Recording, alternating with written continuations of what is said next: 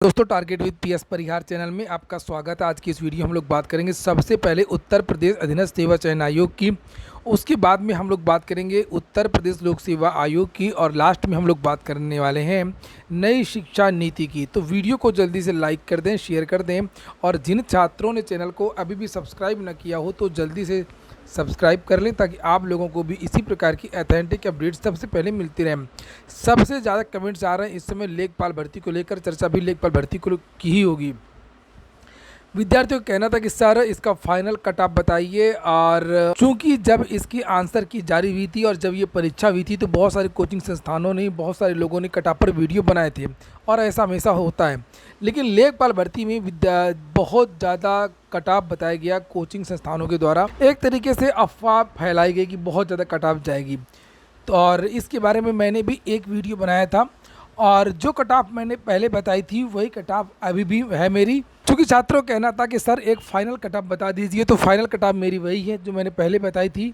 मैंने आप लोगों से कहा था कि लेखपाल भर्ती की जो कट ऑफ है वो 74 के आसपास हो सकती है। क्योंकि ये UP triple S C cut off नहीं है, ये संभावित कट ऑफ है जो पेपर का पैटर्न है। जितने विद्यार्थियों ने इसमें भाग लिया है और जो विद्यार्थी परीक्षा दे करके आए हैं, संपूर्ण एनालिसिस हुआ है पदों की संख्या के सापेक्ष। चूँकि इसमें 15,000 विद्यार्थी से ज़्यादा क्वालिफाई कराए जाएंगे। चूँकि ये फाइनल कट ऑफ तो है नहीं है, 8,000 सीटें हैं और 15,000 विद्यार्थी लगभग, और उससे ज़्यादा 16-17,000 विद्यार्थी भी बुलाए जा सकते हैं। इसकी वजह से इसकी जो कट ऑफ है वो ज़्यादा नहीं जाएगी। और मैंने आप लोगों से बताई थी 74 कट ऑफ। तो 74 कट ऑफ का मतलब ये होता है कि एक दो प्रश्न आगे या पीछे थोड़ा बहुत अंतर इसमें आपको देखने को मिल सकता है। यानी कि 73 से लेकर के 75, 73 से लेकर के 75 के बीच में ये कट ऑफ घूम सकता है। और जो मैंने आपको एक निश्चित कट ऑफ बताई थी 74, ये डॉक्यूमेंट वेरिफिकेशन के लिए ये कट ऑफ हो सकती है। और बताऊं कि बहुत सारे जो छात्र हैं वो डीवी कराने भी नहीं जाएंगे, अगर चले गए तो पकड़े जाएंगे और बहुत सारे छात्रों का जो परिणाम रोक दिया जाएगा।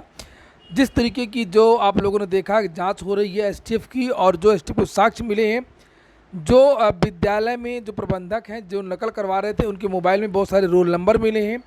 और हालांकि एसटीएफ को तो कहना था कि 15,000 संदिग्ध हैं, यानी कि जो जो विद्यालय जहाँ जहाँ से पर्ची मिली है सभी विद्यालयों के विद्यार्थियों को संदिग्ध माना गया है और अभी भी जांच चल रही है। लेकिन अगर इसका परिणाम जारी हुआ लेखपाल भर्ती का तो उसकी जो कट ऑफ है जो मैंने आप लोगों को बताई है 74 के आसपास ही होनी चाहिए।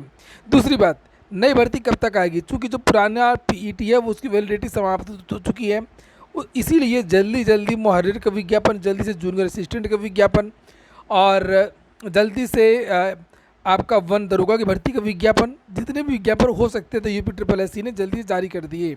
अब जो भी विज्ञापन जारी होगा वो विज्ञापन आपको नए वाले पीईटी से ही देखने को मिलेंगे।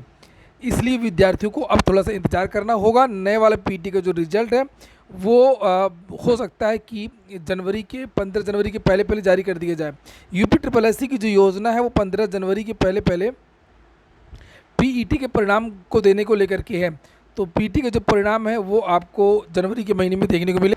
नवंबर के महीने में अभी आपको 1 या 2 नोटिस देखने को मिल सकती हैं। और सबसे ज़्यादा जो चर्चा है जिस बात की, वो जब विद्यार्थी अभी गए थे, एएसओ के विद्यार्थी गए थे, कुछ अन्य विद्यार्थी भी गए थे धरना प्रदर्शन में, कंबाइंड टेक्निकल वाले भी गए थे, तो ये जानकारी दी गई थी कि लोअर 2019 का जो परिणाम है वो जल्द जारी किया जाएगा। 21-22 तारीख के आसपास लोअर 2019 का जो परिणाम है वो जारी कर दिया जाएगा।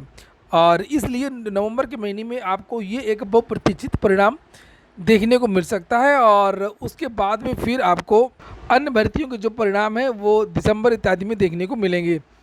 पीईटी का विज्ञापन जैसे ही परिणाम जैसे ही जनवरी में आएगा, वैसे हो सकता है कि जनवरी लास्ट या फरवरी के महीने से ही आपको नई भर्तियों के जो विज्ञापन है वो देखने को मिलेंगे। और अब हम लोग बात करने वाले हैं उत्तर प्रदेश लोक सेवा आयोग।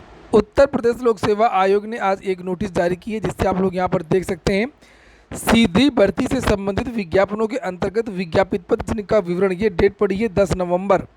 और यहाँ पर ये विज्ञापन का नाम लिखा हुआ है और ये 6 विज्ञापन है और लिखा उक्त पदों के साक्षात्कार के उपस्थित अभ्यर्थियों के प्राप्तांक और कट ऑफ अंक आयोग की वेबसाइट www.ccc.up.ncc पर दिनांक 10 से लेकर के 16 नवंबर तक उपलब्ध रहेंगे।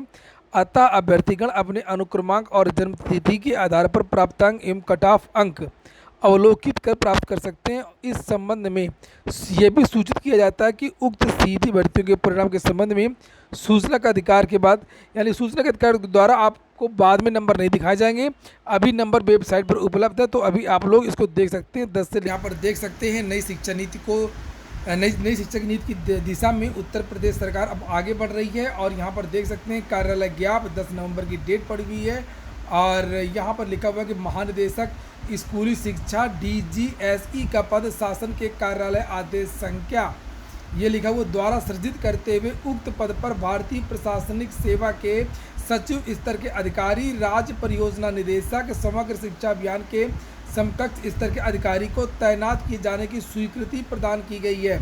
और कल आज के समाचार पत्रों में कल जो एक नोटिस जारी हुई थी जिसमें ये कहा गया कि माध्यमिक शिक्षा विभाग के अपर निदेशक महेंद्र देव को विभाग का निदेशक नियुक्त किया गया है।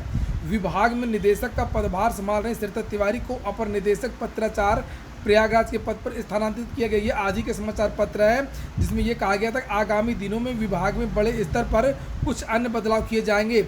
उसी क्रम में रोज इन विभागों में नई नोटिस जारी हो रही है और आज ये एक नई नोटिस जारी हुई जिसे आप लोग यहाँ पर देख सकते हैं। इसमें जोर दिया गया है कि राष्ट्रीय शिक्षा नीति 2020 में स्कूल शिक्षा के अंतर्गत पूर्व प्राथमिक शिक्षा से लेकर के कक्षा 12 तक की एकीकृत शिक्षा व्यवस्था की संकल्पना की गई है। ये पूरा विभाग एक किया जा रहा है, प्राथमिक, पूर्व प्राथमिक, उच्च प्राथमिक और माध्यमिक।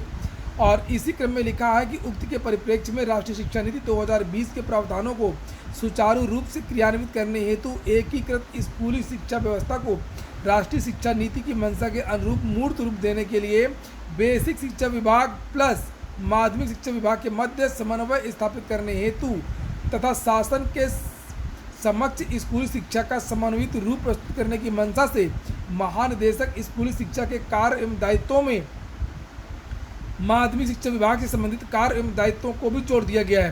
तो अब जो स्कूली शिक्षा के जो महानिदेशक हुआ करते थे उनको जो है ये विभाग भी दे दिया गया है, ये जोड़ दिया गया है। ये एक बड़ा बदलाव है और लगातार बेसिक नहीं कहेंगे, पूरी शिक्षा व्यवस्था में लगातार आपको बदलाव देखने को मिलेगा। लगातार रोज कोई न कोई नोटिस देखने को मिलेगी। यानी कि अगर उत्तर प्रदेश में नई शिक्षा नीति लागू होगी तो नई शिक्षा नीति में आपको अध्यापकों की भर्ती प्रक्रिया में भी बदलाव देखने को मिलेगा, विद्यार्थियों के जो पाठ्यक्रम है, सिलेबस है, उसमें भी बदलाव देखने को मिलेगा और जो शासकीय घटनाक्रम है, जो शासकीय दायित्व हैं, उसमें भी आपको बहुत सारे बदलाव देखने को मिलेंगे। यहाँ पर नीचे लिखा हुआ है कि राज्यपाल द्वारा बेसिक शिक्षा विभाग के अधीन समस्त निदेशालयों में कार्यरत अधिकारियों, कर्मचारियों, प्रशासनिक नियंत्रण एवं बेसिक शिक्षा विभाग में संचालित महत्वपूर्ण योजनाओं के त्वरित गति से, तो यही सब बातें इसमें कही गई हैं कि इन सबको जोड़ दिया गया है। और जो निदेशक हैं उनको बेसिक माध्यमिक का विभागाध्यक्ष नामित करते हुए एतद द्वारा समस्त वित्तीय प्रशासनिक कार्य और उनके पूरे के पूरे जो अधिकार हैं वो दिए जाते हैं। तो अब इनको सारे के सारे जो अधिकार हैं वो दे दिए गए हैं। तो ये हो गई आज की सूचनाएं। एक बार मैं फिर से जल्दी रिपीट कर देता हूं आप लोगों को कि उत्तर प्रदेश लोक सेवा आयोग से 6 विज्ञापनों के कट ऑफ अंक द्वारा घोषित कर दिए गए हैं। आप लोग ऑफिशियल नोटिफिकेशन देख सकते हैं। UPSSC से नई भर्तियां आपको जनवरी लास्ट या फरवरी से देखने को मिलेंगी। परीक्षाएं फिलहाल अभी कोई नहीं होंगी, कम से कम 1 या 2 महीने, क्योंकि इसमें परिणाम वाले काम शुरू हो रहे हैं। और लेखपाल भर्ती की कट ऑफ जो मैंने आप लोगों से बताई थी 74 के आसपास ही हो सकती है। पूरा वीडियो सुनने के लिए बहुत बहुत धन्यवाद।